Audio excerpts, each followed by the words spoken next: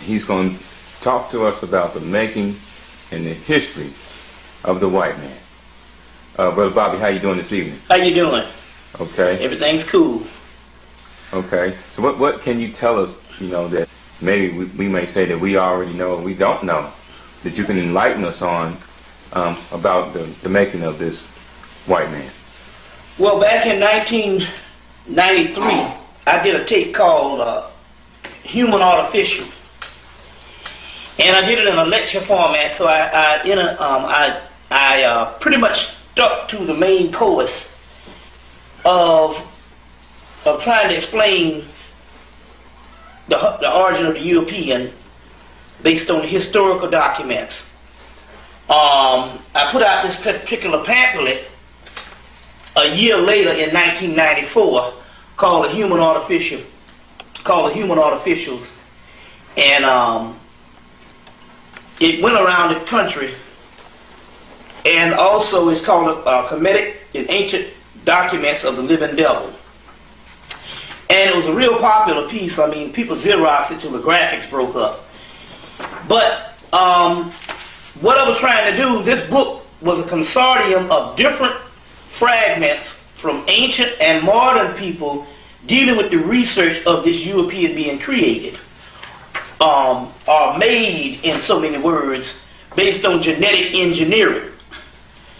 And so since 1994, I've gotten tons and tons of other research, so much until if I was to put it in a book, it would take up about two of these books. That's how much information. But we don't have that much time. The information we have covered before. But what I want to do is to give an update or revisit this particular material from 1994 and put some new research down. In the school of academia and Western education, but and basically a good structure for education or academia period is, in academia you go by two types of systems, two types of ways of looking at things. Number one, if you want to get to the truth, the first thing you have is anthropological or archaeological evidence, or some type of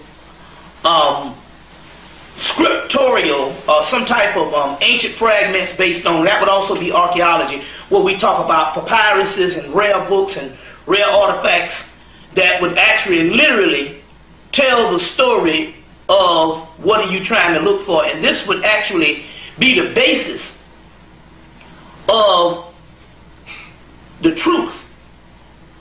Now, you can have a theory, and a theory could be the basis on what you might say, give a synopsis of what you are trying to postulate when it comes to the origin of something, trying to get close to the meaning. And that theory can be viable, it can be substantial to a certain degree until archaeological and anthropological evidence comes into play. So, now dealing with the history of the European, we have several theories. Well, the white boy just decided he just don't want to deal with it at all.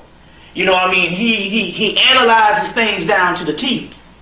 But somehow when it comes to the origin of his self, and when we ask this question, well, if the black man was the original person, which Mead tells you, Mendel, Mead, and different other people, and all types of archaeological finds, late 1800s, early 1900s, late 20th century, all types of archaeological finds, including the, Newsweek magazine, 1970, 1987, or 88, I think it was 1988 might have been, and where they actually showed the two black people in the Garden of Eden. Mm-hmm. A Jerry curl version, but still yet. This is the basic fact that most humans now understand that civilization started in Africa. But all of a sudden the European, all of a sudden he has a way to just basically become ignorant. Whereas when we ask this question, well, if the origin came from Africa, where the hell did you come from? Because you being the doggone opposite of that origin.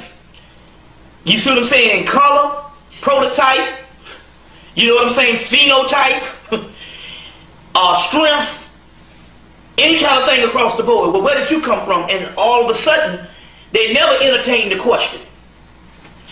Few black scholars tried to entertain the question, but they went based on a theory. Shake hand to Diop, Dr. Charles Finch. They went on a theory of climate adaptability. But it's only a theory. And it stands as a theory until you find anthropological and archaeological evidence. Well, they've always had it, but what I did was I combinated all of this particular stuff 7 or 8 years ago, and we got to the bottom of this. And so, but people still don't want to deal with it. People still want to deal with it. Some people say, well, what difference does it make? Well, it makes all the difference in the world if you have a hybrid species running civilization. Then, if you have problems in the world as indigenous people, you can pretty much say that in your lifetime, you should never feel comfortable with a hybrid species that have shown you forms of inhumanity. So are you saying this European, this Caucasian is a hybrid of sorts? A hybrid. I don't want to say mutation, because mutation or mutant is a natural phenomenon in nature. It might be a 1/1,000,000th of a chance, but it's still natural. You see what I'm saying? It might be a freak where you have a mutation after so many thousands and thousands of cycles. You have a mutation in anything, but nevertheless, nature does mutate. You see what I'm saying? The earth does have forms of mutations. You see, they go on all the time. So we don't want to call him a mutant. We want to call him a hybrid. A hybrid is a deliberate genetic concoction or a deliberate experiment. You see, or a hybrid can be a mistake, but not a form of nature. Because most mutations in nature, although they are very rare, they don't occur to create a whole race of mutations. You know, over the years in the conscious community, we've always referred to them as mutants. Mm-hmm. You're shedding a light on a new science, right? The hybrid information. Hybrid, which we're talking about mock. A mock is a copy of the original. It's a knockoff of the original. This is a knockoff Breitling of the original. You know, this is a $6,000 watch in its original state. $39 in Canal Street, Manhattan, New York. This is a knockoff watch. There's a difference. You see, there's a hybrid state, and we need to make this very clear. What we're talking about here is a immigrant human. An immigrant human, something that migrates in. And as the Holy Kabbalah, A.E. Waite's Holy Kabbalah says, it is a, how does he put it? An intruder. Something that is not there in the beginning, that is intruding and perpetrating a fraud as a human. The fact of the matter that it was created outside of the general civilization of humanity, of ancient civilization of humanity, when it did show up, people took it as another strain of a race. You see what I'm saying? Another strain of humanity, or what you would call a different aspect of humanity. All because its incubation period was secret. You see, was secret. And so when people saw it thousands of years later, they automatically just thought it was a form of humanity. And as a result, this has been the mistake of indigenous people around the world, because number one, our nature is that to accept. We accept everything accept everything. We accept humanity. And there's a difference. Give you an example of what we're talking about here. Because we'll get into the psychological aspect, but this is a good analysis right now. In the workplace, two kind of doggone creeds, two kind of natures. In the workplace, you walk past a black person you know, you say, hey, how you doing?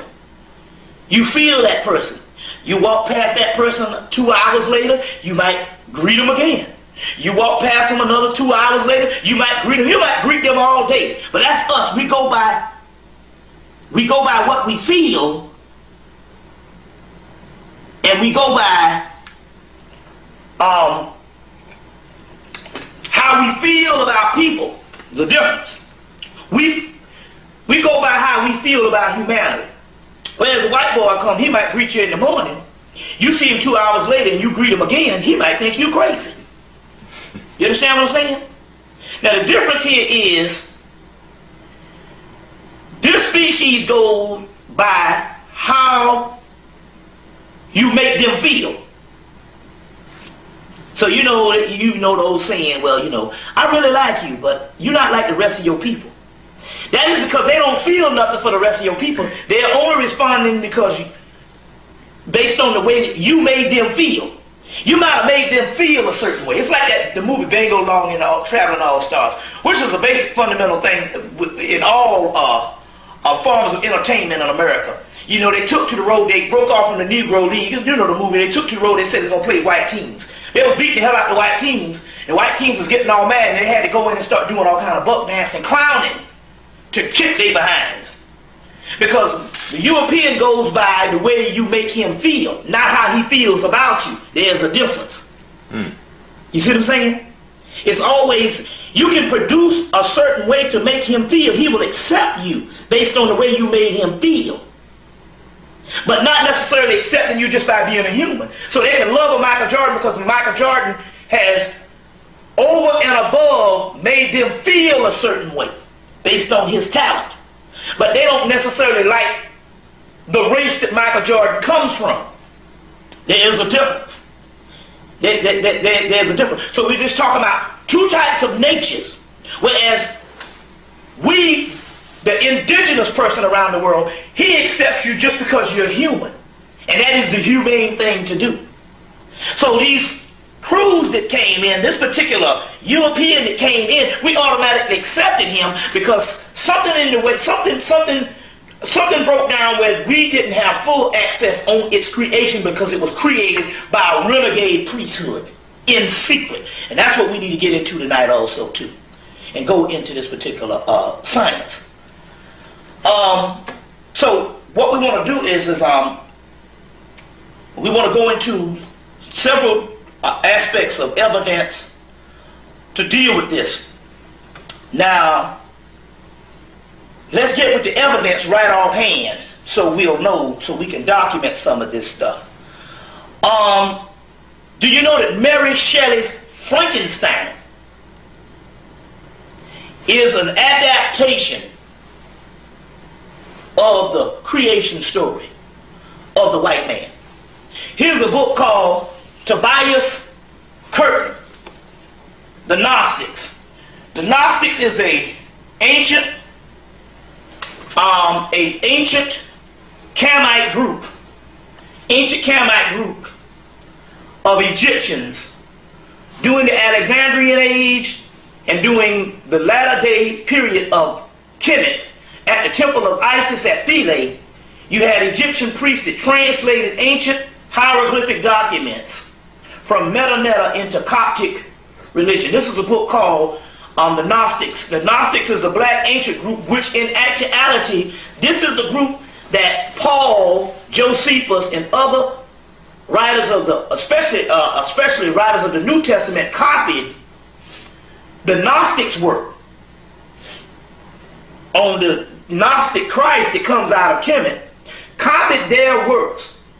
And then when the Gnostics rebelled and said, hey, wait a minute, the Jesus that you're talking about here is not the Jesus that we worship, then the Roman government killed off the Gnostics. and took their religion. You see the story. It's always a classic thing where somebody, you got two people doing something. One person takes the other person's stuff and then kill the person off. Well, that's exactly what happened. Christianity is a stolen legacy that was killed off by an ancient group of people that was killed off called the Gnostics. And basically, this is the origin of the New Testament. The key here with the Gnostics is they had a Christ long before the birth of so-called Jesus Christ of 2,000 years ago, which basically was mythological aspect historicalized as a political move done by the Roman government. The Gnostics basically were a later-day Hemmitt group that basically refashioned the same Horus myth. The difference between the Gnostics and the later-day Christians, or what you would call, which is the Roman invention, is the Gnostics said that, as well as the Gnostics, the Hebrews, the Arabs, the Sumerians, as well, just any ancient group. Any ancient group, because there's a discrepancy with all this Sumerian stuff and Babylonian stuff, because in actuality, Walter Williams is right on this one. They talk about all these ancient cultures, but we can't go nowhere and find them. They say that Babylonia was as great as ancient Kemet, yet we can't find up with some little clay tablets. we talk about a whole civilization we can't find. So obviously the white man is making up some stuff. But in so many words, these was nothing but doggone states of the same Egyptian government. So all of it was Kemet. All of it was Kemet. The difference is the ancient world said that the Messiah is to come in the last days. The Romans say, no, we're going to make it come 2,000 years ago. And that is the great mystery that's going on. Sublime mythology makes grotesque history. So we're looking at a person of 2,000 years ago. You understand what I'm saying? That the attributes of the divine Christ is supposed to come back in the last days, in the latter days, which is the god Horus, Mithra, Perseus, Jason, Hercules, Dionysus, Sheba, Krishna. You understand what I'm saying? Krishna, Bacchus, Ha-ur, Raheruka-Hootie, Quetzalcoatl, all this particular one was all the cultures talk about. They talk about the end time Mashiach or Messiah. The Romans made it a historical person of 2,000 years ago, and that is the difference. Now, dealing with this, the Gnostics, in this particular book, the Gnostics, Cliff Tobias actually quotes Mary Shelley. And Mary Shelley in the book, Man the Monster, chapter 2 of Mary Shelley's novel Frankenstein, it was written when Blake was 59. Now Blake is a philosopher also. William Blake is a philosopher also. When Blake was 59 and said, we were of the beginnings of Victor Frankenstein's quest to obtain powers of God. Victor confessed that during the trip to Fanon, a town near the French Alps, situated in the shores of Lake Lenon, and he goes into this thing where, as she's quoting what Victor Frankenstein is inspired, or what he is actually trying to attempt, and in her novel appears the word or the human Asclepius. And Asclepius is Imhotep, is the Greek form of Imhotep. And it's the Greek, and this is the same God that all physicians swear to with the Hippocratic oath.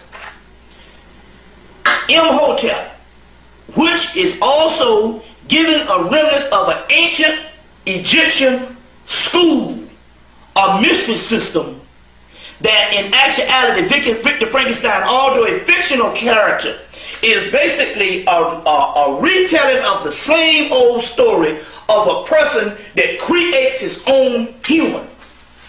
So we're talking about Mary Shelley here, understanding in these certain occult societies that was springing up all around Europe at the time, and these occult societies that was custodians of different works like your Rosicrucians, who literally had this particular information of the creation of the European left behind by the Moors in Europe at the University of Salamanca and 16 other universities in Europe. They had all of these particular texts.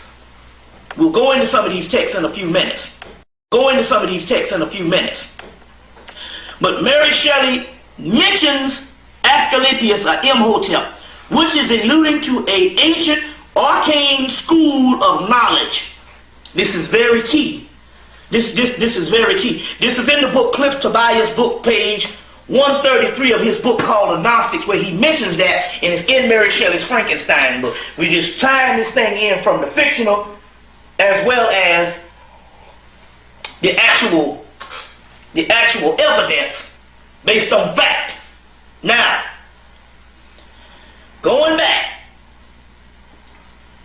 isn't it amazing that outside of the fiction, or outside, of the theory, that the only hard-nosed evidence that we have is archaeological and anthropological?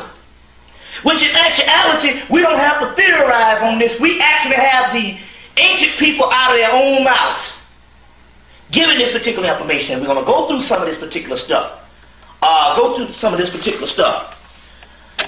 Now, the first thing we need to do, because we're talking about immigrant humans, or hybrid species. The first thing we need to do is I'll give a rendition of this, on what actually went down. Now, in this book, Hermetica, by Walter Scott. It's interesting that this book is not hard to find, but this book is being printed. It's just that if you go to the Rosicrucian Library out in California, they still sell this book. But all of a sudden, I noticed when I started really pumping this book, it became harder and harder to find. If you've noticed, a lot of times, certain books that I talked about, just mysteriously, it became harder and harder to find. And I'm not necessarily saying that in actuality that I'm ego tripping. Literally, people around the country, books that was plentiful until I started talking about them over and over again, this became harder and harder to find. But nevertheless, we have several texts. But this one I think is the one that is quintessential to what we're talking about here. Because in this particular book, on one of the pages, and Lord knows a book this thick with about 545 pages. To close the book and lose the damn page means you gotta labor. Because the book doesn't have an index, because it's taken from ancient fragments. And somehow the book got closed on the doggone page, but I will quote it to you, because all I need to do is just show you the book. Walter Scott's Hermetica, where the Egyptians, or the Canaanites, say that their biggest problem was to create another man. That's what the Egyptian says, documented in this particular book. That our biggest problem was to create another man. Right off the Hermetic text, and now to explain something about the Hermetic text comes from is the Greek word for Tahuti. The wisdom of Tahuti is the oldest science and some of the oldest sciences in the world. That go all the way back, reach all the way back to Atlantis. I know that that's scholastic suicide for most people of the collegiate world, but let's just understand that the Greek sage, that the Greek solid said that it was an Egyptian sage that talked about Atlantis. Now, Dr. Ben said that he did admit that this Greek sage, because I got the same text, talked about this Greek philosopher talked about how an Egyptian sage or a high priest told him about Atlantis. He did admit that. But he just said we just don't have enough evidence on it. But there's tons of evidence on this particular information. It's just that it's found in ancient mythology. And we got to understand that mythology, which we've been duped on this one, mythology is truer than history, because mythology is mutu, divine sayings, or true sayings. Mythology is the way the ancients recorded their history. You see, their history. So there's tons of information on this this land before the flood and the land after the flood, antediluvian land after the flood and before the flood. There's tons of information on this particular aspect. You got all of your Vedic texts and literally your Hermetic text. So the Hermetic text also says, quote something out of here. And so to the kinds of races of men, that of birds and all the beings of the universe contain and generate individuals of like form of to their kind. And then yet there are other living kinds of living beings, which are devoid of soul. Indeed, yet not without sensation, so that they are gladdened by all that does them good, and suffer the pain of all that impairs harm to them. Now, this is the point I want to get here. The kinds consist of all things are implanted in the soil and spring forth life, which from fix. I'm going to get right to the point right here. I'm going to get right to the point. Let's see if it's on this page, because this is most quintessential to what I'm trying to say. I'm trying to, let's see if it's on another page. I want to find the right page on this thing, because it says that there are another kind of living beings which are devoid of soul. So they say that these humans, these race of men, there are races of men that the Hermetic scripture says that are devoid of soul. Is it on? That are devoid of soul. And they say that there are men with souls and men devoid of soul.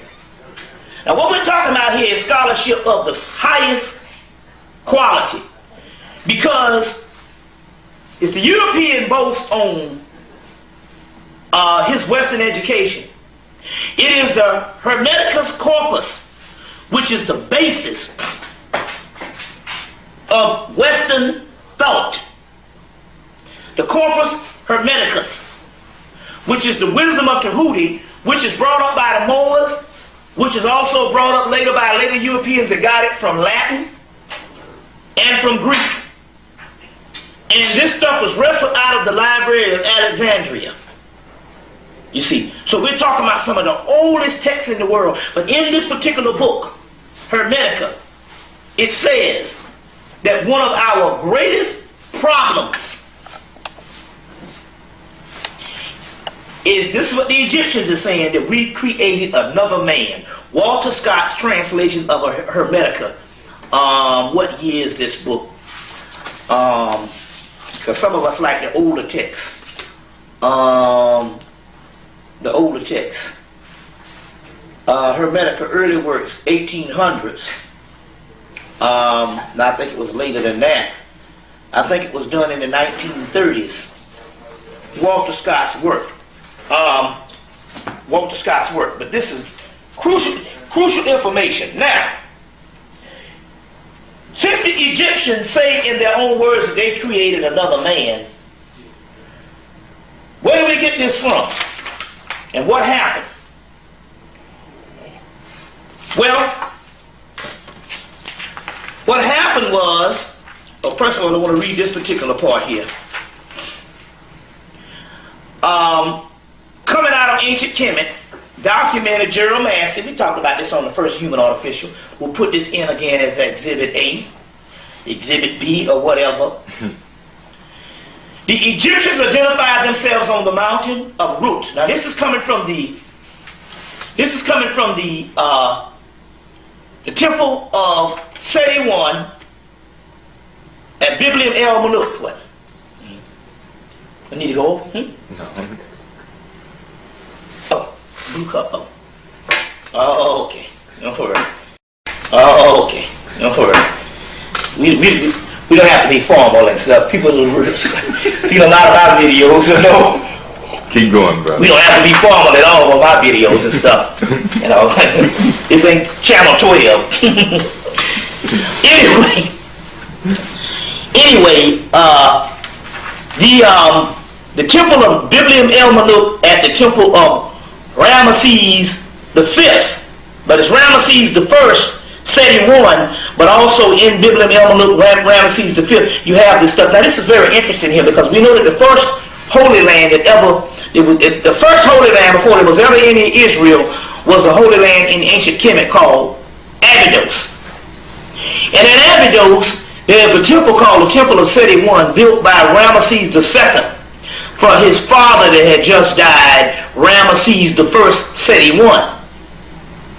Ramesses II built this temple at Abydos at the first Holy Land when he was about 22 or something like that. It is one of the most beautiful preserved temples in Kemet, whereas the bas reliefs in the actual temple, other than the engravings in the other temples, was raised. So in actuality, you could feel it, and it was actually raised off of the wall. And it's done in some of the most beautiful paint, and it's one of the most beautiful temples preserved on the inside. And it's very interesting about this temple. They never show this temple in Kemet, in Egypt. You never see this temple. It's one of the temples that they never show, and they always show all the temple of Edfu, the temple of Luxor, the temple of Karnak, the temple of Dendera, the temple of Isis, the temple of Esna.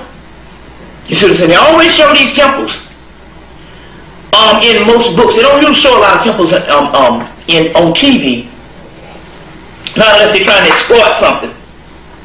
Because to me, the temples are some of the greatest architecture in the world. You saw building a pyramid, try building an Egyptian temple. But one temple that they never ever show, and that is the temple of Seti I at Abydos. I'm collecting Kamite or Egyptian artifacts and Egyptian pictures from the late 80s and the late 80s and the early 90s. And other than Dr. Ben's books, Abyssimbel to Giza, I don't find a lot of pictures of this temple. Now I find literally, other than Seti's book, which was a white woman who spent her whole life at the temple of Seti I and in that area. And you can also get a documentary on her, and National Geographic did a thing called Egypt, the Eternal Quest. They did it in 1982. You still show it on PBS every now and then. But outside of that little thing with Seti, and outside of Dr. Ben's book, who just so happens to be a black man, you don't get no pictures of Seti I. Now I got two pictures of Seti I, and it's very interesting. I get a picture and a painting, a real nice watercolor done in the late 1800s, when they first started traveling to Kemet. Late 1800s to mid 1800s. I get this beautiful preserved temple, and they quote that it's one of the most preserved temples in Kemet, Egypt. I don't get any more pictures of this mysterious picture that I have in my library at home again. The next time I get a picture,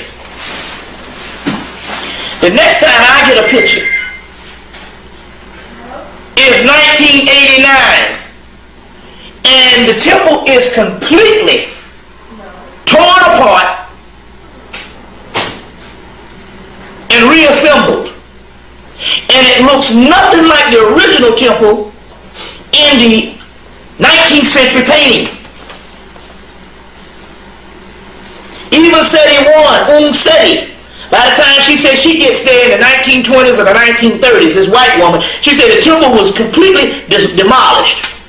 And she spends her whole life with him literally trying to put this temple back together. By 1982, this temple is put back together, but it looks entirely different from the temple that I got in the 19th century drawing. and I get one picture, a color picture in 1989, it's an entirely different temple, and even the temple that Dr. Ben visits in the late 80s and in the early 90s is an entirely different temple than the one from the late 1800s, or mid to late 1800s. That meant that there was something in that temple that they saw, and they saw it earlier because Champollion, who is supposed to be the author of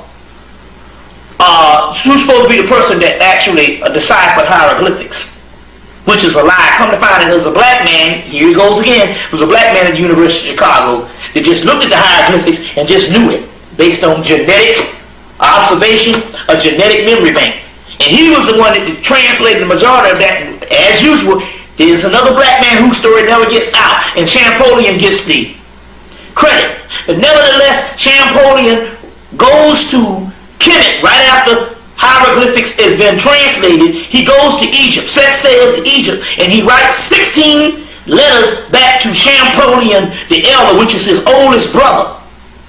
And when he gets to the temple of Seti I, he is very upset in his letters about what he found about the origin of the race, the white race.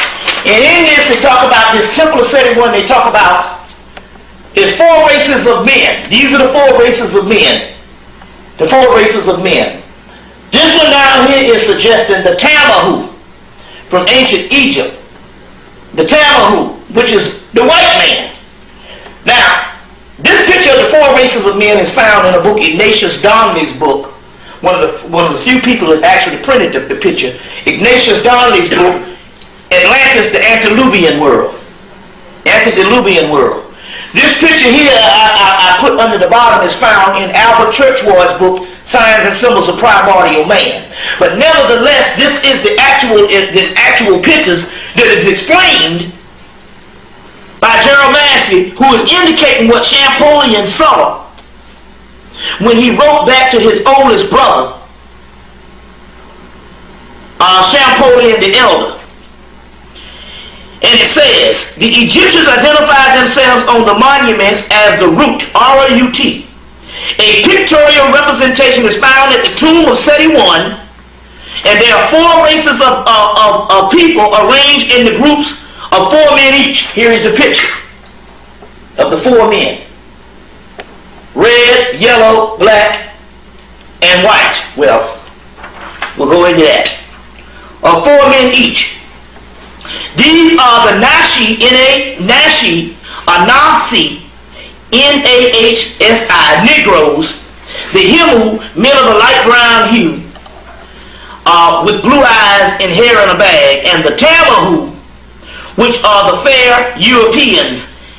And the Root, who are the Egyptians, are the Root, who are the Egyptians. So your Nasi, your Negroes, and your Root are the Egyptians.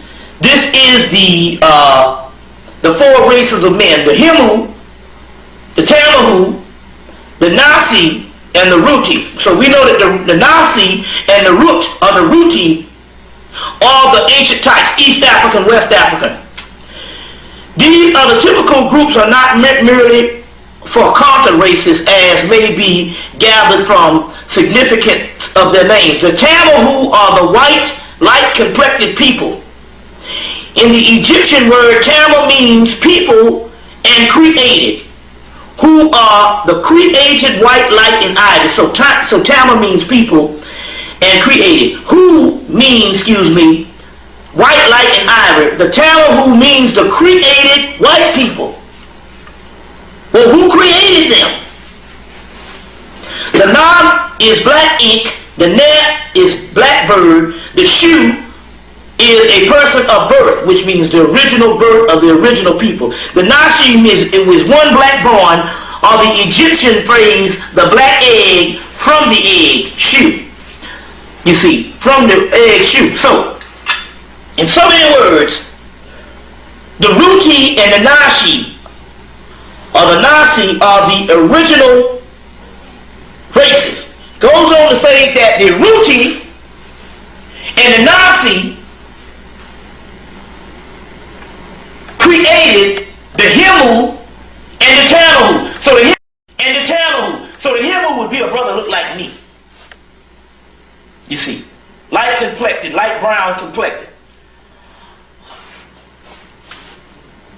Sheikh Anta Diop, in his book African Origins of Civilization, Myth and Reality, gives the entire story of the Tamahu in his book.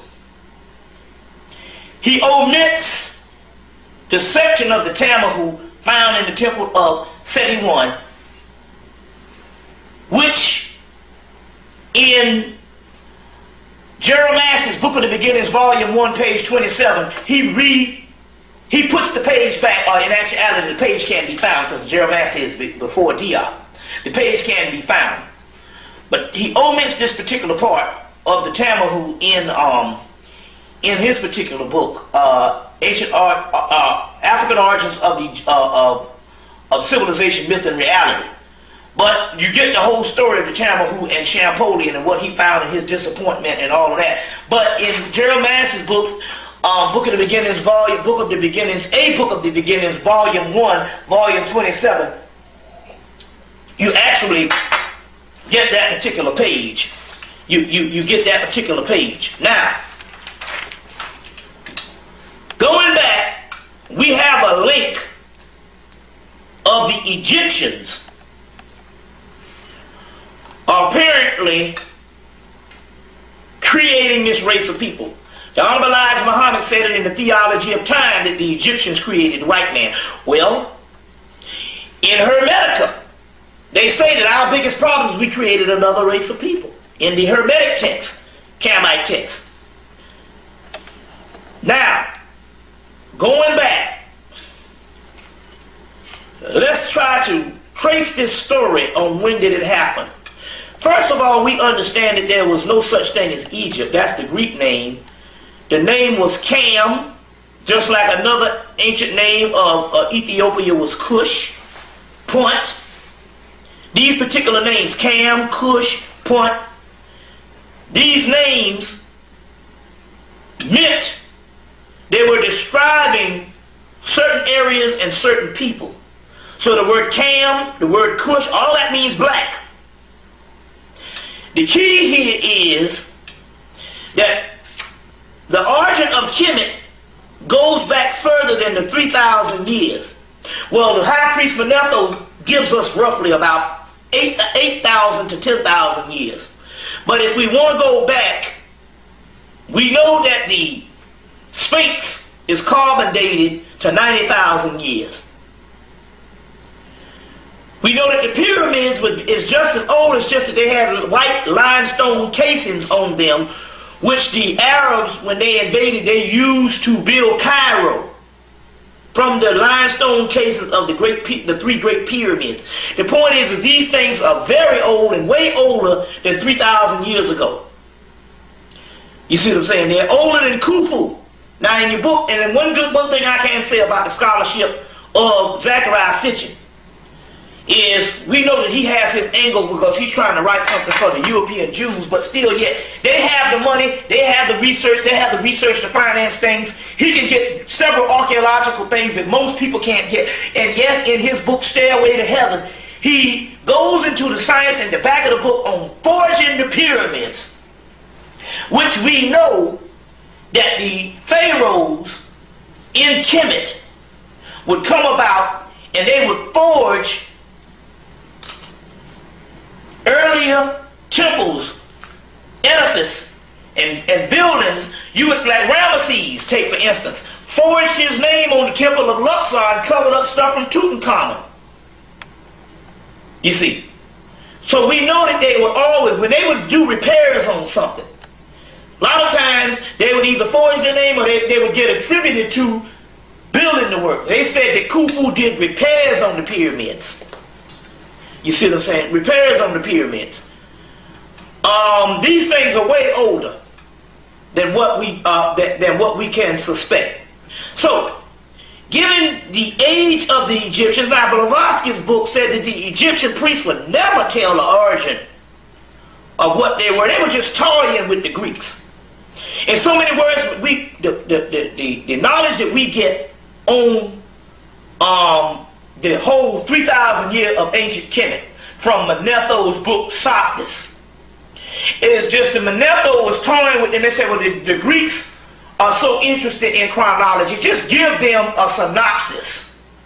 So the little 3,000 years, the little 10,000 years is some stuff that he gave them, which there's all kind of discrepancies in right now. Where they have all kind of conferences and saying this stuff, a lot of this stuff don't hold up. So they gave them the 500 pharaohs of the 300 pharaohs of the dynastic and the 500 pharaohs of the pre-dynastic, just to shut the damn Greeks up. But they said that even Blavatsky's book said that they would never tell the origin. You don't never tell a person your origin, because a person can dictate how to control you based on how old you are. They would know exactly what to deal with. And the Egyptians and the Canaanites, that was very secret, and they would never give the origin of that. And number one, they didn't deal with time the way we dealt with time. You see what I'm saying? Now, even in the book, in Jeremiah's book, Natural Genesis, also quoted with Blavatsky's book, Secrets of Doctrine, they say that the Egyptians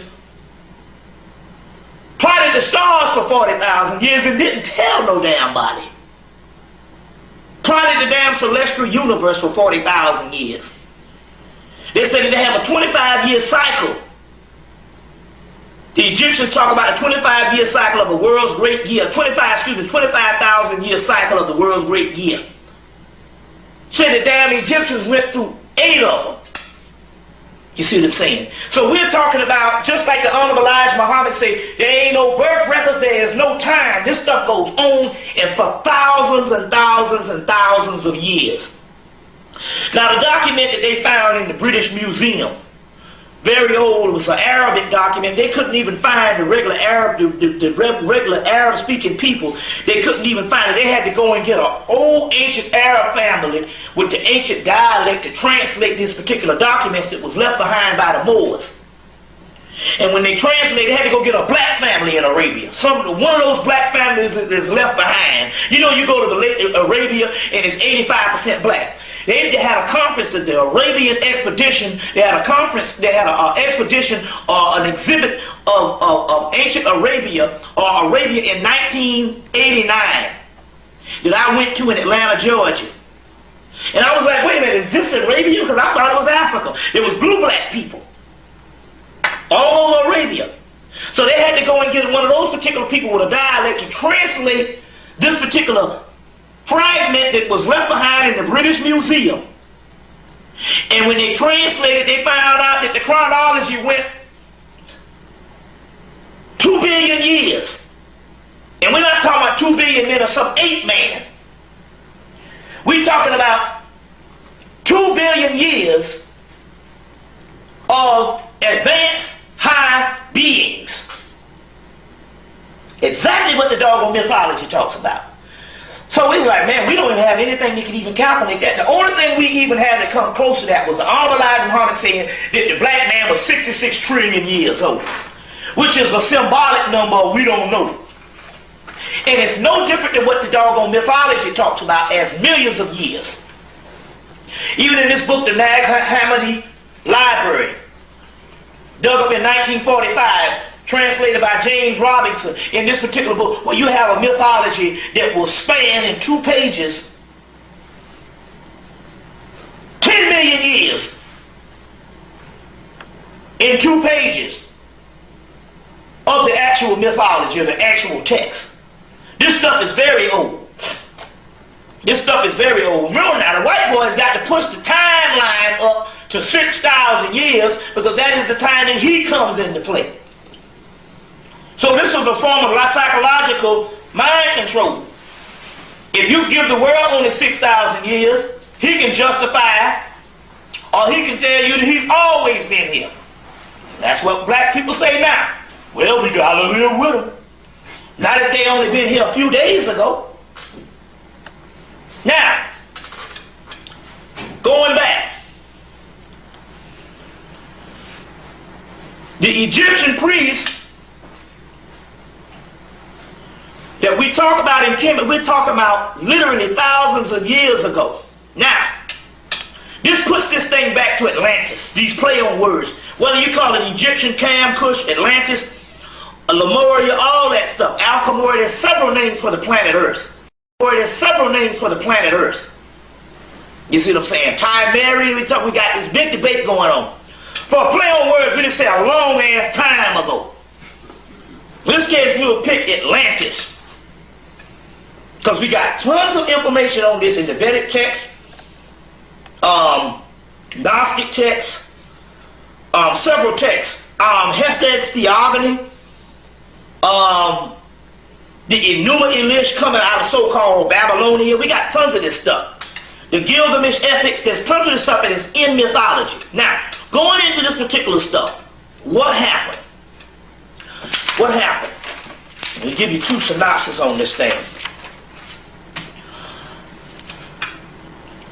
The Rosicrucians, which is a European Masonic group, is some of the custodians of the ancient documents of the making of the white man brought into Europe by the Moors when the Moors ruled for 700 years and set up 16 universities. The Rosicrucians become the custodians of all these ancient texts. And several other occult groups become custodians of several ancient texts. So what we call a quote-unquote Yakub story, the Rosicrucians had one. As a matter of fact, one of the Rosicrucians told me back in 1992 that the white man is an experiment gone bad. He said, but the UFOs is coming to take care of this mess. That was his rendition of it. Anyway, we talk about a divine power. This is what the Rosicrucians said. The Rosicrucians also said that the only place where you can find the granite from the capstone of the Great Pyramid is only in one place, Stone Mountain, Georgia. So whether you choose to believe it or not, these people hold on to all kinds of secrets. And to this day, we talk about we live in an integrated society. Try getting up in them white lodges. See what I'm saying? That's why we shouldn't let white people up in our events. Because they have meetings on us every day discussing our faith. And you are not invited. You can't get up in a doggone legitimate white lodge. All this great land of immigration and freedom, go and get in a white lodge. Because the white lodge is the only doggone educational system in America. And they are not going to let you be educated. Outside of the new research of this black stuff that I'm putting together and other scholars, the only educational system in America where you get a complete education of the universe, the world, and how the world works, the origin of man and the whole gauntlet of stuff, is the doggone white lodges. And they ain't gonna they might integrate a few little tuxedo wearing niggas on the ground level, but we talk about the people that run this world. Don't you let nobody fool yourself. You can't get up in there and you're not invited to the table. That's why we shouldn't invite white people, you see what I'm saying, in our forums. Because you can't go to the meetings that they make decisions on your everyday life. So are you saying that the black Masonic lodges are just a club or something? The black Masonic lodge is no different than the AKAs, the Deltas. You know what I'm saying? Pi Bacon Club, Zeta Phi Beta, Sigma Gamma Rho. You know what I'm saying? All that is a social club, drinking liquor and driving cab. You know, it has nothing to do with real ancient Egyptian mystery system whatsoever. As a matter of fact, most black Masons didn't even know what the fuck Hemmitt was. You know what I'm saying? They're thinking that 33 years is the 33 years of Jesus Christ. Well, wait a minute. Hell, Jesus Christ wasn't even on the planet when this shit was put down. You know what I'm saying? And singing Negro spirituals and stuff like that. That has nothing to do with real ancient knowledge. Ancient knowledge is an educational system, nothing short of the educational system that Negroes go to and call themselves educated. That is an inferior education compared to the original mystery system. This is a lifelong study. You understand what I'm saying? So, no, the Black Lodge is nothing but a joke. It's a pathetic joke. I will say the goals and the objective of the Black Lodge in its inception was honorable with Prince Hall, what I think he was trying to put forth. But we talking about the Black Hall, the Black Lodge we've had for most of the 20th century ain't nothing but a doggone stymie and our gang, Little Rascals Club and shit, you know, with a little dog with a circle around his eye and stuff. You know what I'm saying? Or the Honeycomb Hideout Club and stuff, you know what I'm saying? The Secret Handshake and all this kind of thing here. Or the Peanuts Gang. You know, some Charlie Brown shit, you know, and some Lucy and the dog that sleep on top of the doggone doghouse and shit like that. It has nothing to do with real ancient mystery system at all. A 33rd degree Mason or whatever and stuff like that is almost a person in kindergarten, even compared to a brother like me. You know, I have to, just to sit down and do this particular lecture on, I got to come with basic tools. You see what I'm saying? We're talking about real comprehensive scholarship here. Now, going into this particular science, the Rosicrucians tell us of two stories. One story is found in Rudolf Steiner, head Rosicrucian, Rudolf Steiner's book, Atlantis in Memoria, which is hard to get. You can find all of Rudolf Steiner's book, but you can't find that particular book. One of his other books, good books, is Cosmic Memory and Universe, Earth, and Man. Excellent books. And in that particular one, Atlantis in Memoria, they talk about a god, Manu, or this particular scientist named Manu, that took a germ from man and made another race of men. It also goes and talk about the moon separating from the earth. Same stuff that the Message to the Black Man talked about, that people scorn and say is hosh, posh, and ludicrous. Rudolf Steiner's Rosicrucian talks about the same thing of the making of the white man. Rudolf Steiner's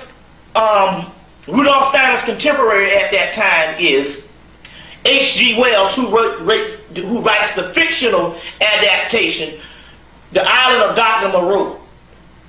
You just need to get that movie to find out the origins of the white man, as well as Mary Shelley's Frankenstein, to give you a synopsis on what's going on.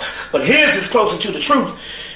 Because in this particular science, now we have those particular documents and we have other stuff, but in this particular information, because we do have the Hermetic text where the Egyptians say, our problems, and we made another race of people.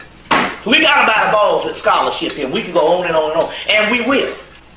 But in this, let's go into a synopsis. We're talking about thousands of years ago, so the best thing I can do to paint this picture is to give you a synopsis that is done by the ancient art of channeling.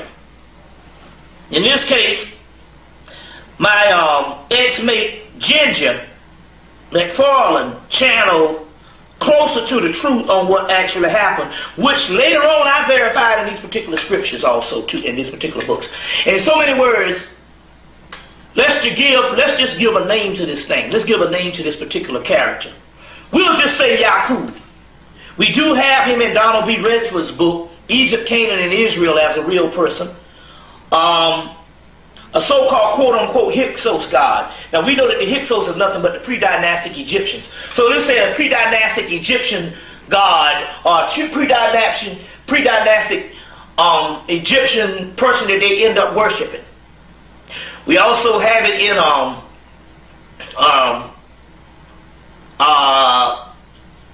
some other works, some fictional works of a woman by the name of Lynn Carter's book on the mystical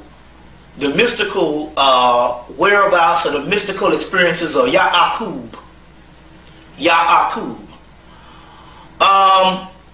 which is also defined as Jacob in the Hebrew text. But let's just take that word for right now, just for the sake of argument. We'll just, whether you believe that, we'll talk about a fictional character. Well, I'll add a little more light to it, so it'll bring it into phase.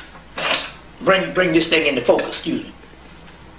In ancient Atlantis, or the ancient schools of ancient Kemet, mainly in the Hermetic schools, or the wisdom of Tahuti, or the schools of Tahuti, which later was identified as the city of On in Heliopolis, Kemet, and which also is connected with Imhotep, the first physician or doctor and the father of medicine, which is also connected with King Zoser, who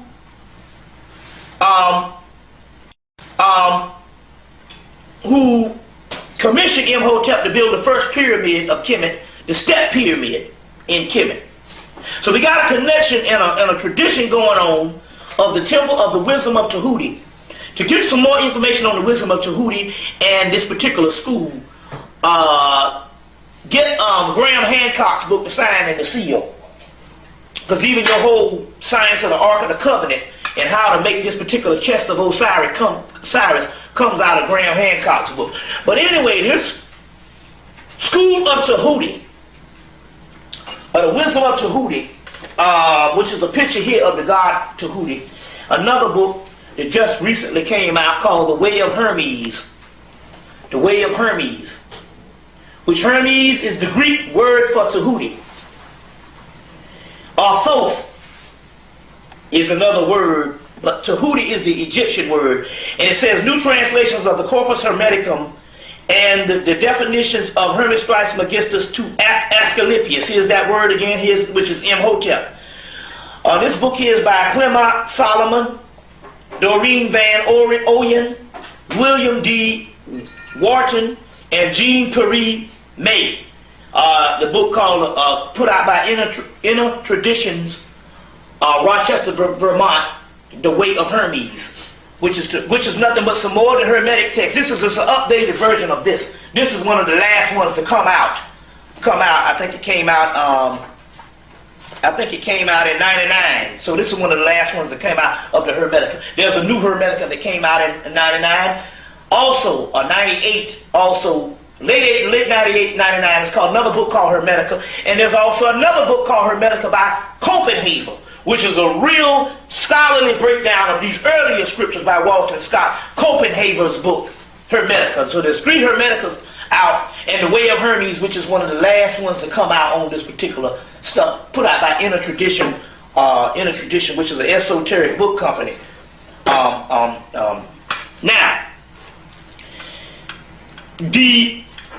this priesthood that stretches back to Atlantis apparently was schooled in the ancient art of alchemy. The ancient art of alchemy. They had, and the ancient art of alchemy is not only the study of the universe, the stones in the universe, the stones on the earth, the atoms in the universe, the breakdown of the universe, every single element that goes in the making of the physical and the spiritual. The physical and the spiritual. The ancient art of alchemy deals with that. It is the highest form of education, or the highest form of science. It's the highest science ever known to man. The ancient art of alchemy. It is also the study of melanin. And melanin is the God substance that oozes through the veins, and it is the biological makeup of the most ancient people on earth, the God race, the sage race, called the African race. If you want to call it a race. The ancient schools of Atlantis or Kemet, take your pick. The ancient schools of Atlantis and Kemet, you had priesthoods. These particular priesthoods at this particular time taught the ancient word, the ancient science of alchemy. They also taught the most advanced form of gene splicing. We're talking about people so advanced.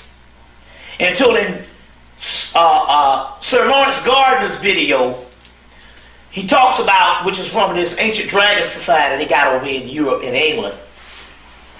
And they talk about, in Scotland, wherever, they talk about how when the Egyptian, when the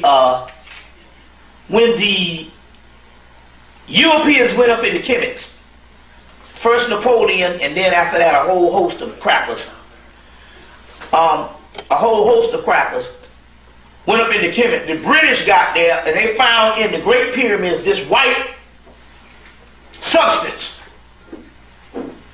And whatever this substance was, if they put this powder on this book would float. If they put this powder on this glass would float. If they put this powder under this house would float. They put it under your automobile, the automobile would float. This suggests a science of even the building of the pyramids. Because even Alvin Van Sertima told me back in 1989 that he even read about how the Egyptians could throw some stuff on the ground and the ground would turn slick as ice and they could slide things. Well, we're talking about the ancient art of alchemy. So they had the science on whether they could move tons, these objects with this particular power. This particular power. In Louis Spence's book, Occult Sciences of Atlantis, if you get your hands on that, which is one always out of print, Occult Sciences of Atlantis by Louis Spence's book, talking about how they could make this black powder outside of the body. They could literally make this melanin outside of the doggone body. There was advanced alchemists of the royal art. They found out how they could make this particular science. Now, this particular substance. Now, the British came into to Kemet. They took this white powder and put it on a ship and set sail with this powder, a whole ship full of this powder, to set sail to go back to England with it. The fools didn't tie it down, and by the time they got back to England, the entire ship of this white powder, look, if you put it on this glass, it would float, blew away, except a saucer full that they still got in the British Museum and some cult societies. So they had the ancient art of alchemy, even down to the ancient art of gene splicing, which the white boy has mastered at least since 1945, which we know of as cloning. Now, apparently in these particular schools, after hundreds of years or thousands of years of teaching people to master the body, master gene splicing, master alchemy, they had a renegade group of students who broke away from the main priesthood. And these particular students who broke away from the main priesthood traveled up into Europe, and with the ancient art of gene splicing set up laboratories in Europe, apparently in the caves.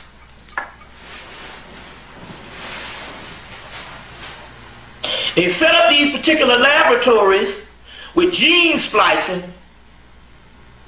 and they used several animal DNA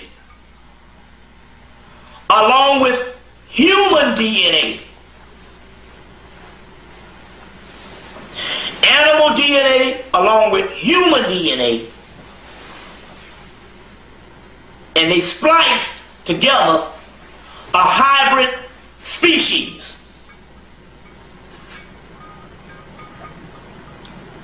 A hybrid species, a form of a counterfeit spirit, which has a mock nuclei and one ring of consciousness, which is a mock. It is a hybrid species. They use different aspects of animal DNA, ape DNA, pig DNA, cat, rat, dog, whatever, and human DNA. And the end result was that the first level of that particular one was a very advanced level. It was a Sasquatch. I know this shit sounds funny. You know, a Bigfoot. You know what I'm saying? It sounds funny, but truth is stranger than fiction. Exactly. which was a Sasquatch type of ape-type figure that was very advanced because it had the first levels of the human DNA in it, which means that it had a higher intelligence. And from that, they grafted down several species down to what you get is the doggone European, which was like a dumber form of a species, which later on the intellect had to evolve. It's in the movie Multiplicity. Remember they was cloning? In the movie they was cloning down, and he cloned two of them, and he cloned that third one, and he was dumb as shit. You remember that? That's what we talking about here. So they grafted down to that last and final product. Although it was hairy, it wasn't as hairy as the Sasquatch. So they had several beings and stuff like that. That's the reason why this particular Sasquatch thing can stay out of sight. What little races of that is remaining and stuff, they got stories on this particular stuff. That ain't nothing but a relative of the doggone European. Now, in 1999, coming from Penguin Books, why is it that they would republish some H.P. Lovecraft works, which is published by tons of doggone authors, tons of publishing houses, but in this particular one, Penguin Books out of England, in 99, they would republish something. They would put a footnote in the back, the facts concerning the late Arthur Ginman and his family, which is supposed to be a fictional character, but this is interesting because we know that H.P. Lovecraft was a form of all types of occult scientists. And H.P. Lovecraft was a so-called fictional writer that wrote all this stuff on the Cthulhu mythos and these ancient race of beings and stuff, which their chief avatar or their chief person that is over these ancient race of beings is a black man by the name of Nyarlathotep. The H.P. Lovecraft says this in this particular thing. Resounding opening utterance is one of the most celebrated passages of H.P. Lovecraft fiction that contains a curious phase of science, perhaps to be the ultimate exterminator of our human species, and if separate species we be. Now, the last clause is critical. This generalized statement concerning the possibility of human beings may not be entirely human. Is not logically deductible from a single case of miscegenation.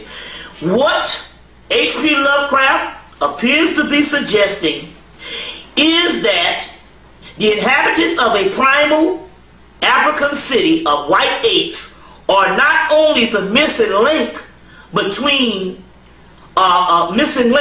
apes and human, but the ultimate source of the white civilization. The entire white race derived from a primal race in Africa, a race which had corrupted itself by intermingling with apes. This is the only explanation of the narrator's opening statement, which says, if we knew who we were as Sir Arthur Ginman did, i.e. we would commit suicide. We may not have white ape in our immediate ancestry, but we are all products of an ultimate miscegenation. Now this is coming from the 1999 footnotes in the back of the Cthulhu Mythos book called Cthulhu of Penguin Publications out of London, England. Now why would they put this back here on? Now first of all, what's the name takes this statement and writes the movie and writes the novel Congo. What's the boy name? He wrote the movie Congo. He also wrote Jurassic Park and all those movies. He wrote Congo, Jurassic Park, Michael Crichton. Michael Crichton writes Congo because he's getting this particular stuff from H.P. Lovecraft. But on the other hand, to clear this up, they didn't intermingle with a race of apes. This is a fictional piece, or this is somebody trying to sum up something that's greater. In so many words, if you put this on a high scientific thing, they grafted ape DNA with all other kind of ape DNA. So the white boy is right when They say that they come from apes. And this whole origin of species of natural selection based on your boy Charles Darwin. Now we know that Charles Darwin in academia now, in all Western education now, you can't cross, you gotta stay on both sides if you're gonna be legitimate. Based on their legitimacy, on what they say. They set the guidelines for what they want in their universities.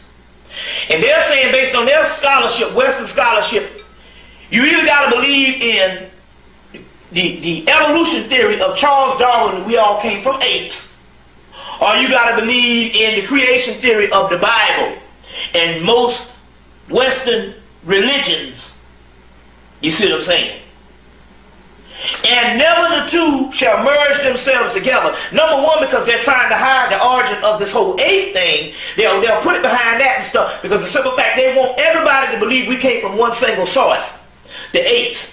And so therefore, and other than to say we came from the ancient black man, this is the key on this doggone Charles Darwin thing, which was a part of secret societies, which was a part of a secret society that came up with this foolishness and stuff. It was a consortium of the secret societies, just that Charles Darwin is the author of the book.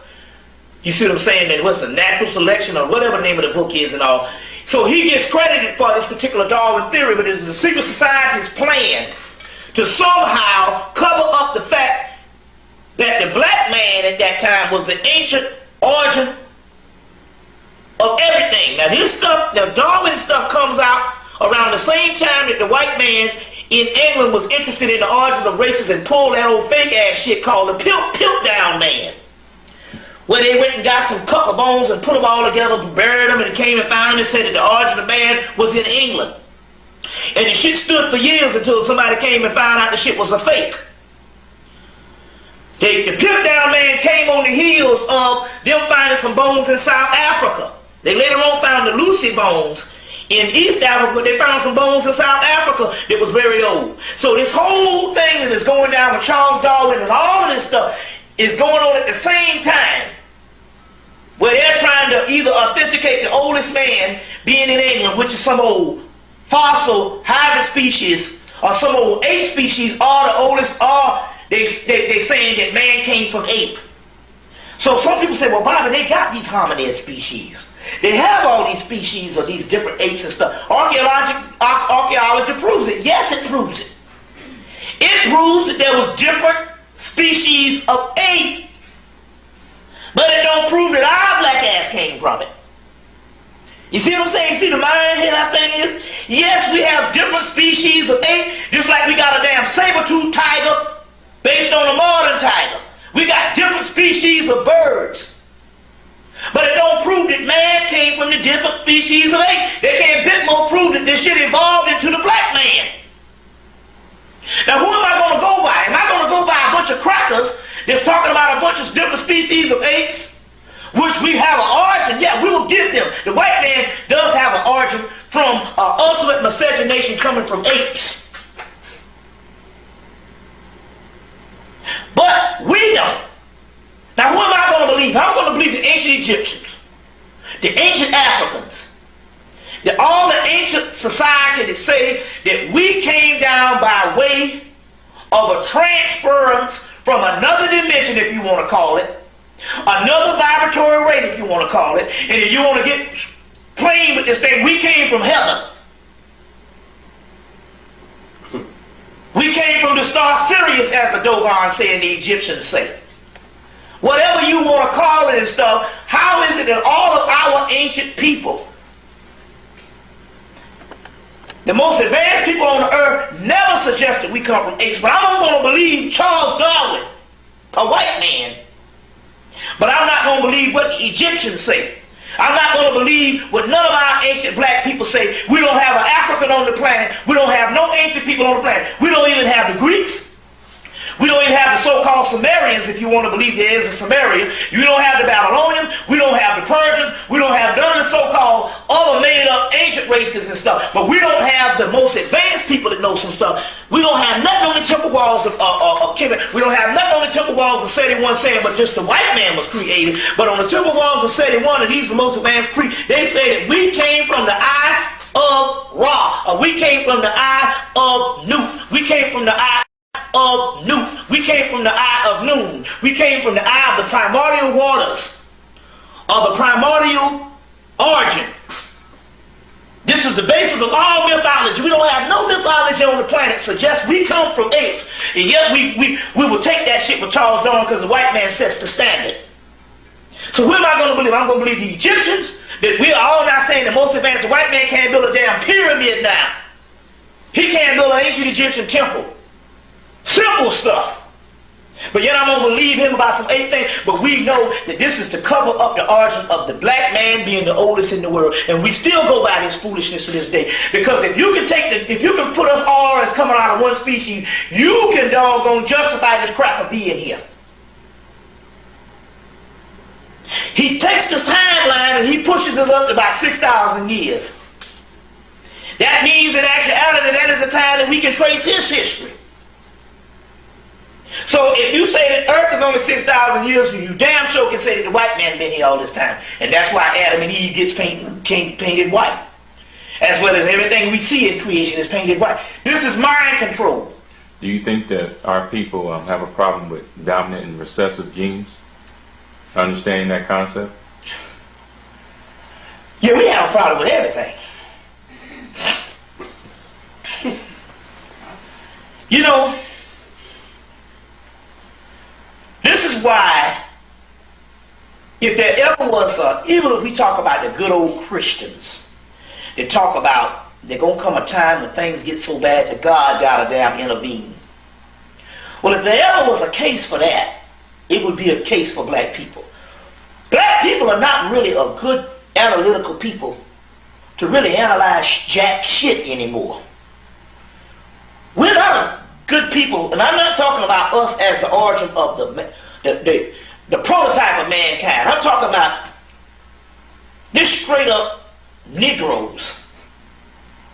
We're not a good people to analyze anything.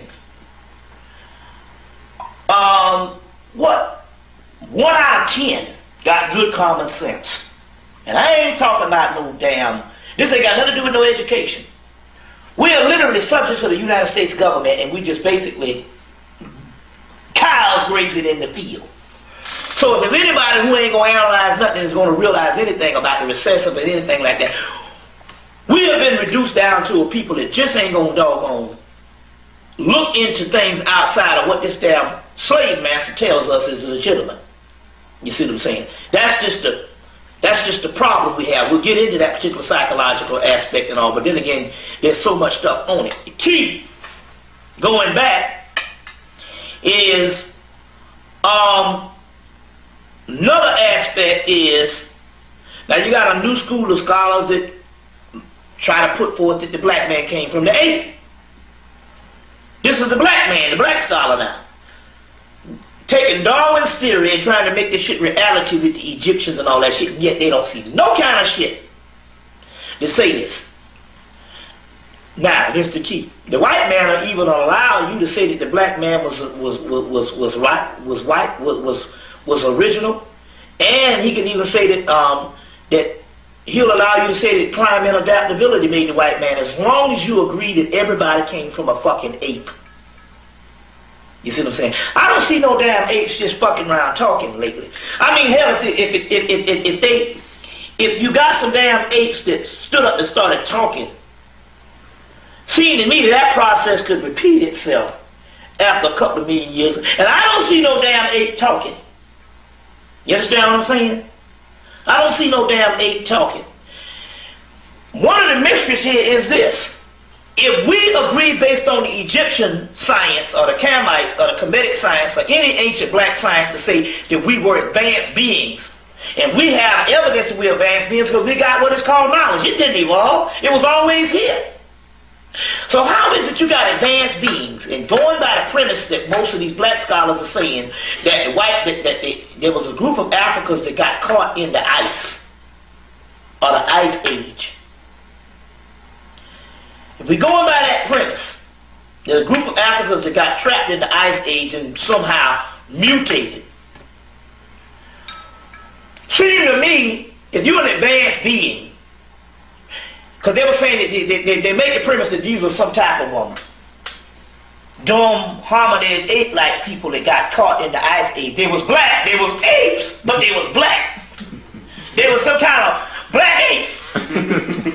You see, now they done got a motherfucker, there was ape, but they was black. Or they was black, but they was some stupid type motherfuckers, like a black caveman. All kind of shit.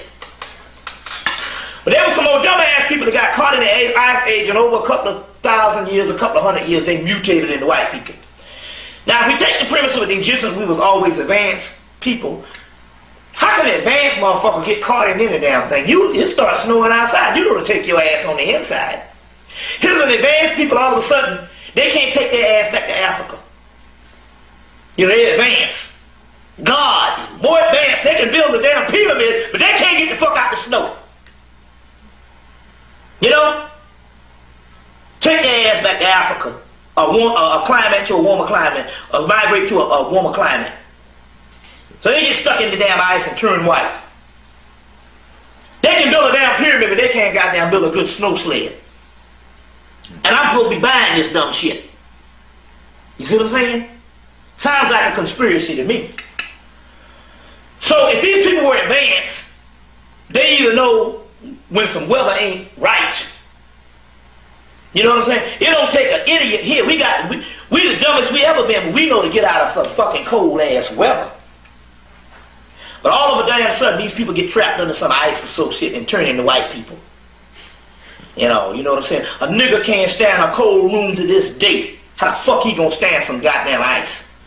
Anyway, going on with this thing. They were advanced beings, and then the other thing is they trapped in ice. Well, the Eskimos live in ice, and they lighter than a damn blue black man. And I ain't seen them come down with some shit that look like fucking leprosy or some type of mad cow disease that make a motherfucker turn white. And they live up in the snow too, and they lighter than the damn Africans, and yet they ain't turned white yet. You understand what I'm saying? So, going into this particular science, we have a gene splicing that comes out of some ancient scientists. Some say the Yakub, whatever it is. It was a Yakub. It was a renegade group that broke off from the priesthood. It was a younger group. Apparently, they knew how to create a physical shell. They knew how to create a spirit. That goes along with the cloning process. Because all this thing is modern. All this is an ancient form of cloning. That's it. White man clones, like been cloning since 1945. This was an ancient form of cloning. That's all this is. Gene splicing, growing something, growing cells. But in this case, throwing a whole bunch of animals up in the pot and making what this monster you have, Monster Man, Frankenstein. So this renegade group breaks off and they do this particular stuff because we also have the text where they say the Egyptians said our biggest problem, we created another race of men, or we created another man. And so they break off and they do this particular, this gene splicing, and from that they even make various other forms of races. Mainly your Asian. And different things like this. And they make various other forms of races. Now, by the time the Egyptians that have this particular secret, they spend a greater part of the dynastic period keeping this newfound hybrid race out and writing on them, such as the text in the Egyptian literature, that they talk about the Egyptians' idea of the barbarians.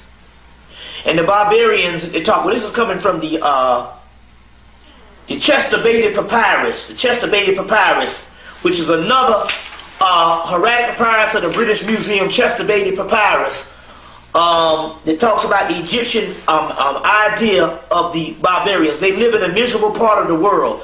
Their water supply is wretched. It forces them to lead a nomadic existence. Although the ways of communications are poor because of the mountains and forests, hence they have a restless nature and always grumbling. That's what Honorable Elijah Muhammad said. And they cannot finally be defeated since the time of Horus. However, because they are treacherous, they do not openly announce the day of battle.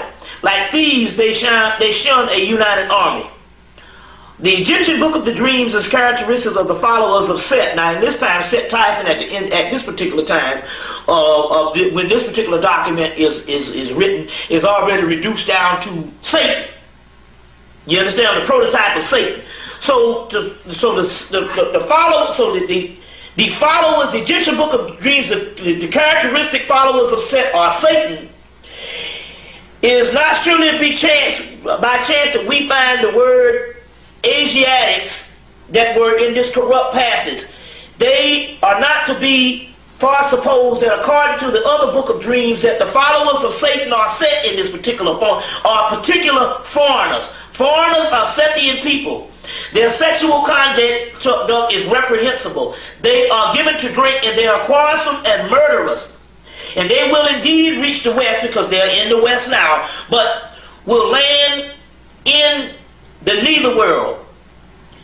And even though they will not indeed reach the west because the west is corresponded in Egyptian mythology as the end, the Osirian kingdom. But land in the nether world, which is this oblivion, you see, this oblivion that they're talking about.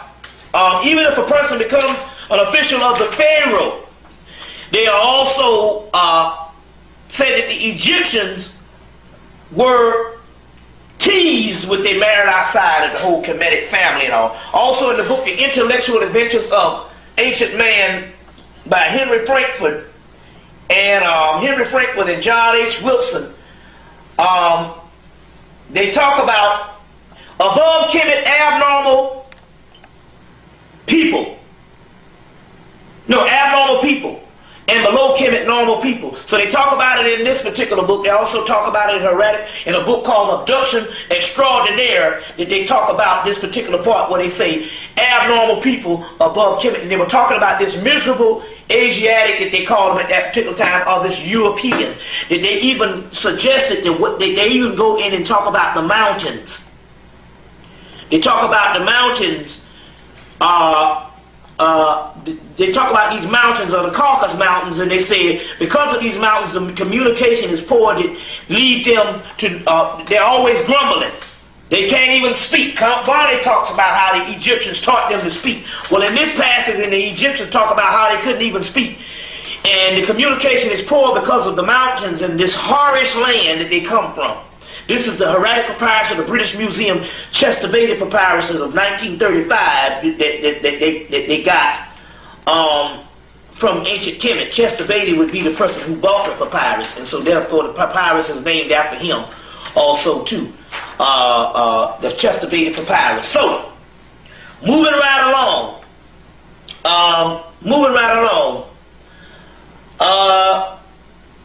This was the original clones.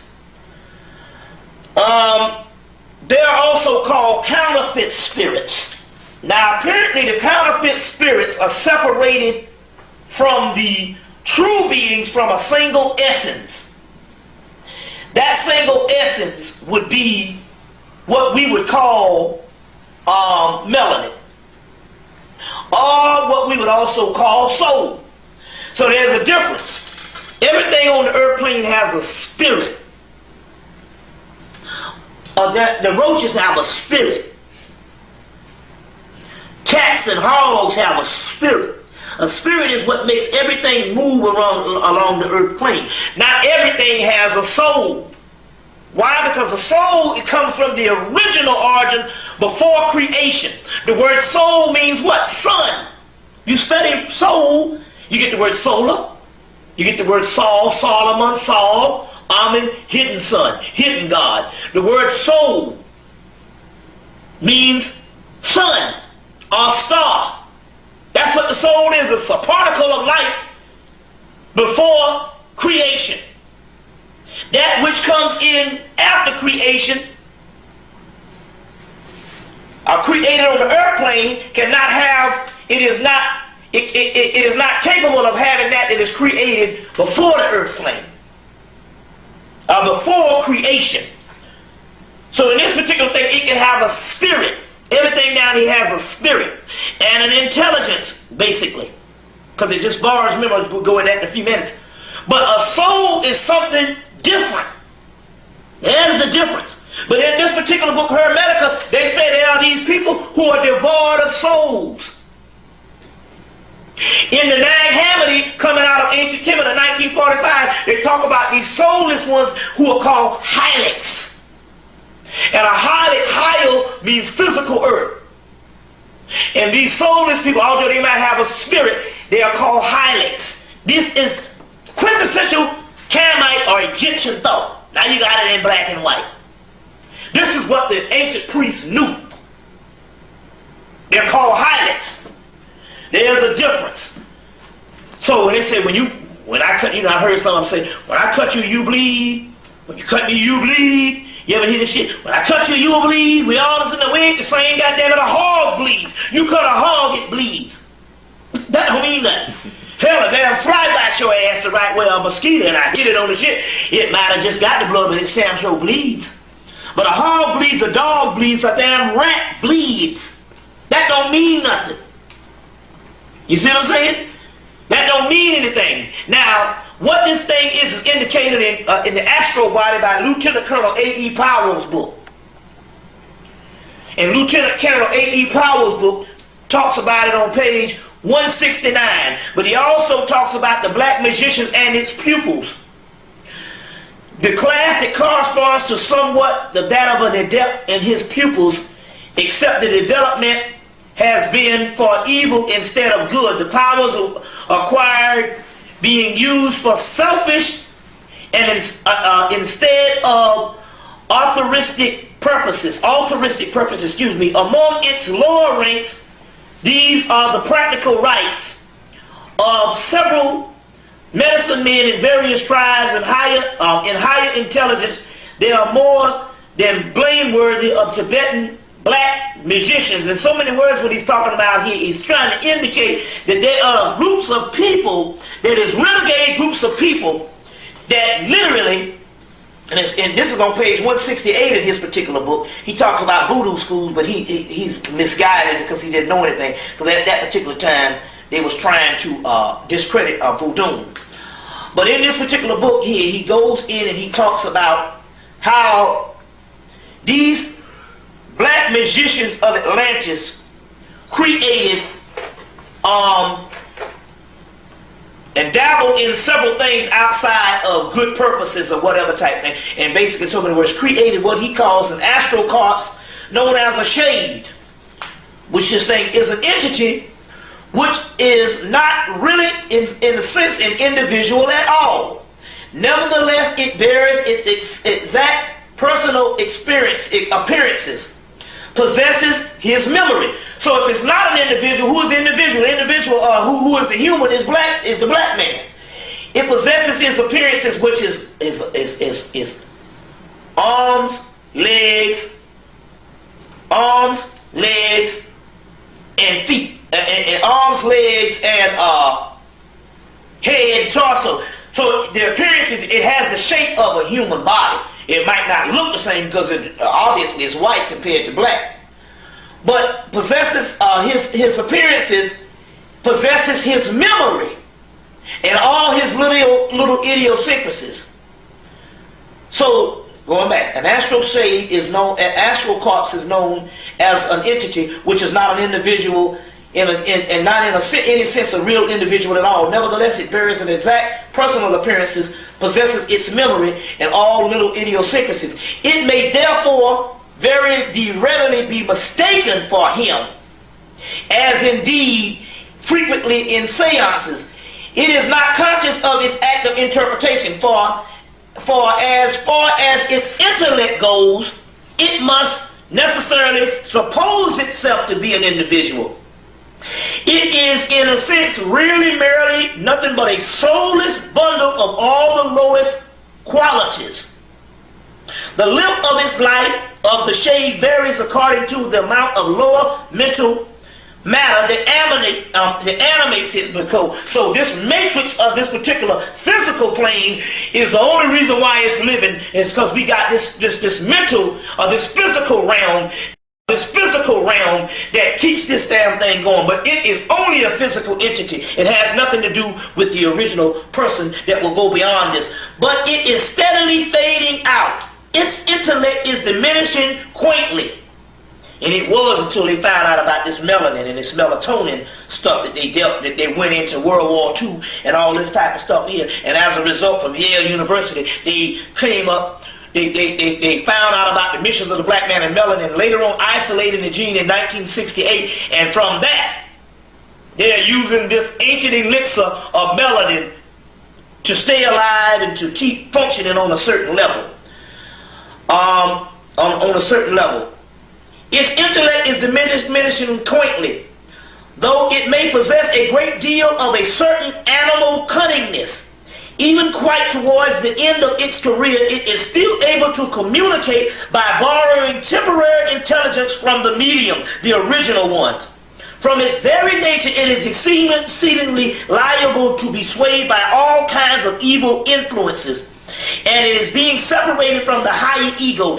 It has nothing in its constitution capable of responding to the good ones, or what they call the original ones, the black ones. It is therefore lends itself readily by several minor purposes of some baser sort of black magicians. The mental matter possesses gradually disintegrates and returns from the general matter of its own plane. So in so many words, whoever these magicians was doing, they was trying to create a new race of people for whatever thing they wanted lordship over.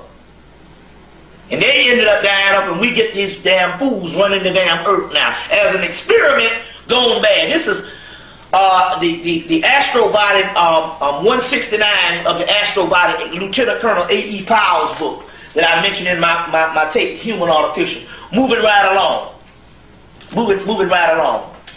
In the particular Nag Hammett, in the book, The Apocryphon of John, they talk about the creation of these counterfeit spirits. Which are these particular counterfeit spirits. Now, unfortunately, when we read these texts, we come to find out that in actuality, before they created the white man, based on these particular texts, that they created a counterfeit spirit of a black man. Which in so many words, it also says, in so many words, that you got black people down here that don't even have souls.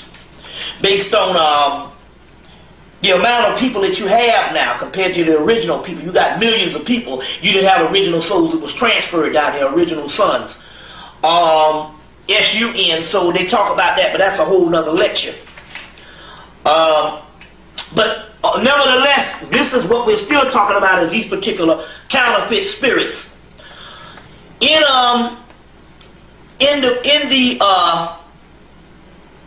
Blavatsky's book, they talk about a chapter called No Shadow, No God, because the shadow in Jungian psychology, and the shadow is also that's in the shadow that is also in that they talk about that she's talking about in Blavatsky's works, is nothing but melanin. Melanin is the key component, which in actuality is a substance that is created by a soul.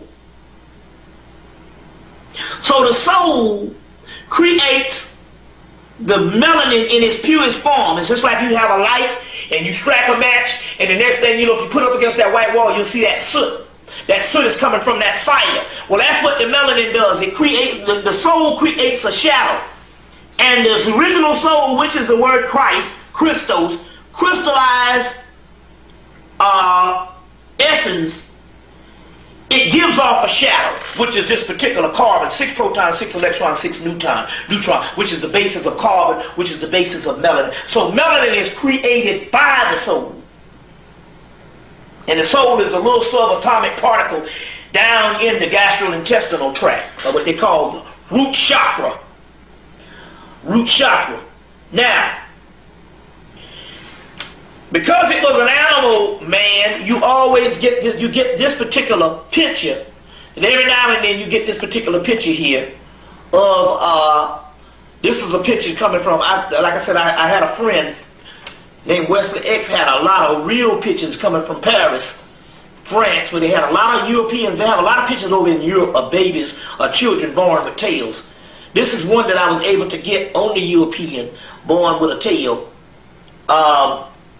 Born with a tail, but it's I got a better picture somewhere at the house and all. But this is the one I reproduced in the particular book, Human Artificials. But in so many words and all, there's several ones, and they got several pictures over in Europe where this is common. They just amputate these things now at birth and all like that. They just amputate these things at birth also now. Now moving right along. In so many words, because this particular entity comes in at a time and not at the time before creation or during creation, where it's transferred down here, this particular entity that we call does not have the full function of the pineal gland, which produces the melanin or synthesizes the actual melanin. It doesn't have the full function of that particular pineal gland. As well as we know now in the whole missions of melanin, even to the point where as it's inferior sexually, and now the new thing with Viagra is made of melanin, which is proved. We even have the brochures, and we'll get ready to have this Hemmitt summit down here, where they literally showed the white boys taking doses of melatonin and as a result of taking the doses of the melatonin, they had advanced, heightened sexual activity, arousal. So the Viagra and several things right now is made of the actual melanin. One of the keys here on why this particular thing functions and literally took over the planet Earth and literally killed off tons of the indigenous people around the earth, millions and millions of indigenous people around the earth, and made us small, as the book of Enoch said. We even became food for them. As the book of Enoch suggests, R.H. Charles' book of Enoch, the Ethiopian book of Enoch, was not added into the Old Testament because, number one, it's way older. We have become food for them. Now they're taking the melatonin pill so they can do this stuff in style. But the reason why they are this way at all, because the simple fact that they have a closed down heart chakra. Now, based on the Egyptian, the heart is the gateway for the outer universe. It is the gateway that suggests also something of a primordial nature, because they didn't come from a primordial nature. Their heart chakra is closed down. That means that they don't have the type of feeling we have. They have a guilt deficiency, a guilt deficiency. And that guilt deficiency and all, they're sociopaths by nature, which means they can justify it. They can live by it. We're talking about a psychopath, a sociopath. We're talking about a sick individual, which now has the entire world sick. Because he's only operating off of what he said, a third of his particular brain. Whereas that's right, because the other part of the brain can be accessed by the pineal gland. And since now we live in a society where it is set up to even access only a third of the brain, we're not even trained into accessing the greater part of the brain. But we used to do it all the time. It was called talent. It was called genius. And they are cut off from accessing that third part of the brain, the other regions of the brain, because they don't have the pineal action or the pineal ability. So when you hear about no one will enter into the kingdom unless they're circumcised, they're not talking about circumcision of the penis, because what about a woman? They're talking about circumcised, because also the pineal gland is also called the penis of God. And the and the pineal gland that they're talking about is not necessarily talking about the penis down here. It's talking the uncircumcised penis is talking about a calcified pineal gland, which broken down, that's uncircumcised, which means it doesn't work. It doesn't work. And all of the above, they can't see, they can't hear. The DNA, if it's a mock nuclei with one ring of consciousness, even the DNA is only 2 strands, but they are even saying now that even in genetics, even as far as whatever the deal is based on this, they're pretty much up shit creek. Up shit creek. Jeremiah's book, Jeremiah's lecture talks about the Egyptians saying these are people of nothing. They are a nothing people with pig snouts and little tails. This is what the Egyptians, the Hemmitt, say. They are like unto spittle.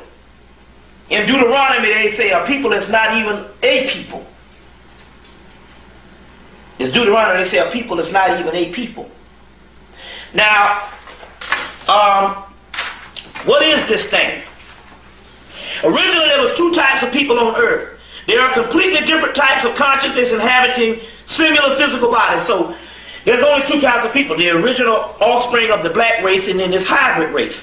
70% of our bodies have a demonic counterfeit consciousness, which has been created by an evil demiurge or the express purpose of surviving evil. They do this by attacking the remaining population in energy terms in order to exploit them and steal their energy from them. They are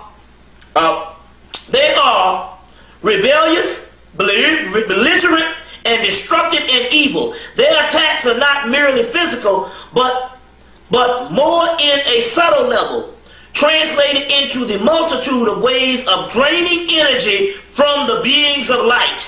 Less than 30% of the bodies have a divine consciousness within. There are divine nature, and in the nature is not one of what's this word?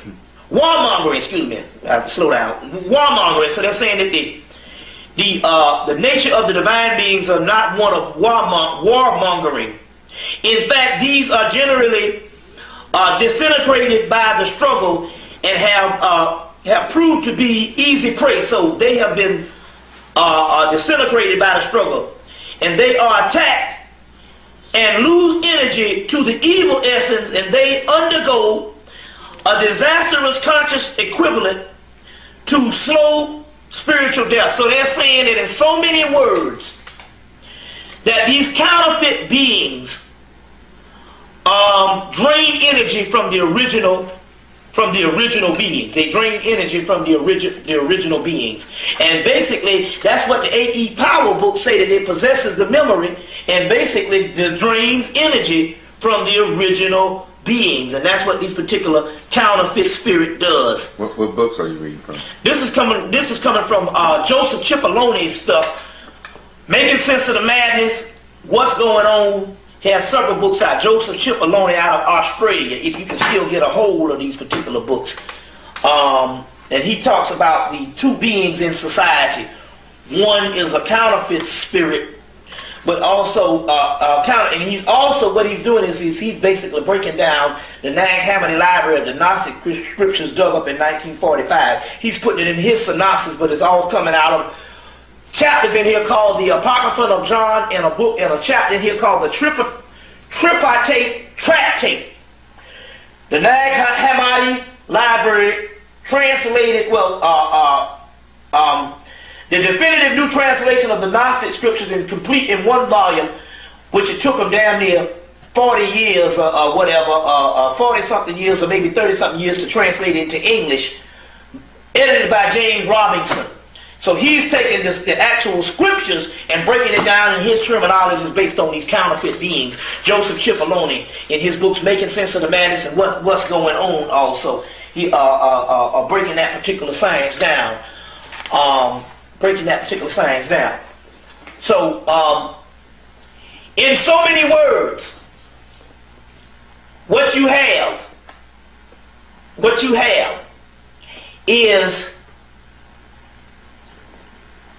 so much evidence on this particular person being a created being or a hybrid made being until we could go on for a whole year trying to explain this stuff. It is just that vast on this particular immigrant human, as they call them, or what they call the intruder. The intruder. Several texts, like your Hermetic text, talk about this animal man. Talks about this particular animal man. If you read the true mythology, it is clear. It is clear of what this stuff is actually talking about. You got any questions? Yeah, we got to change tape. Then we come back with some questions. Okay.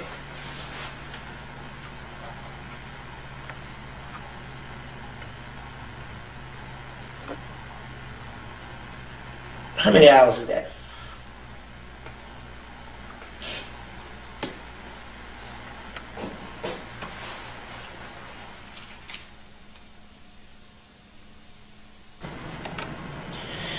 So summing this thing up and all, this is a update on something I did 7 years ago called The Human Artificial, and I actually wrote a pamphlet on it.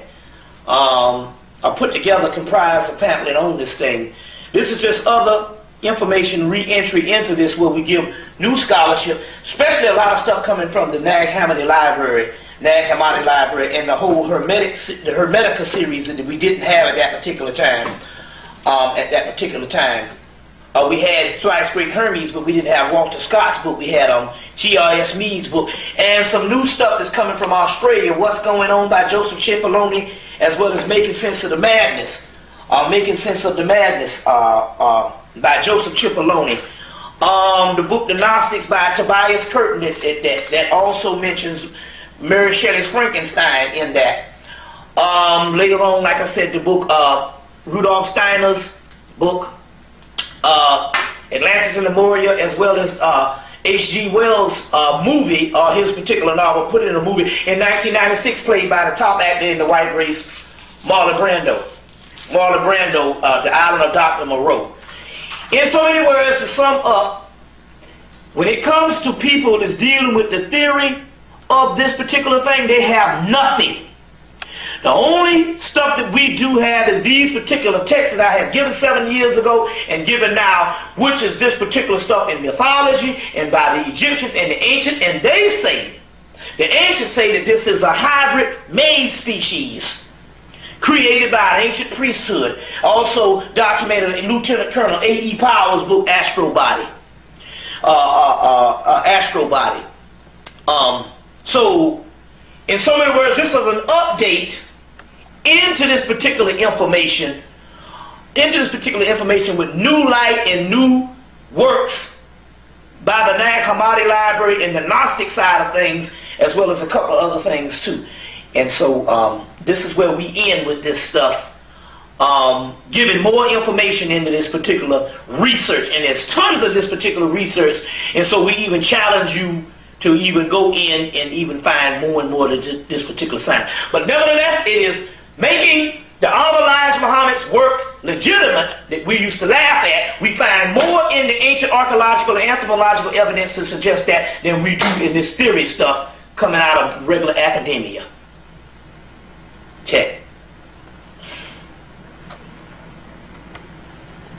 Did we get it?